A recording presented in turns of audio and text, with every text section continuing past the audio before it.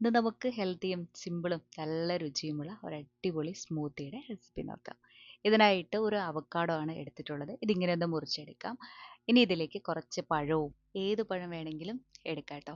നമ്മളിത് ഇതുപോലെ സ്മൂത്തിയൊക്കെ ഉണ്ടാക്കാനായിട്ട് പഴം എടുക്കുന്ന സമയത്ത് 1 മണിക്കൂർ നേരം ഫ്രീസറിൽ വെച്ചിട്ട് കൂടി എടുക്കുവാണെങ്കിൽ ഈ ഒരു സ്മൂത്തി തയ്യാറായി വരുന്ന സമയത്ത് കുടിക്കാനായിട്ട് കുറച്ചും കൂടി നല്ല ടേസ്റ്റ് ഉണ്ടാവും. ഇനി ഇതിലേക്ക് മധുരത്തിനായിട്ട് ഞാൻ ചേർക്കുന്നത് ഡേറ്റ്സ് ആണ്. ഡേറ്റ്സ് ഒക്കെ നമുക്ക് എത്ര മധുരം വേണോ അതിനനുസരിച്ചിട്ട് ചേർക്കാം. മാത്രമല്ല ഈ സമയം ഇതിലേക്ക് ഇഷ്ടമുള്ള നട്ട്സോ ഡ്രൈ ഫ്രൂട്ട്സോ ഒക്കെ ചേർത്താലും നല്ലതാണ്.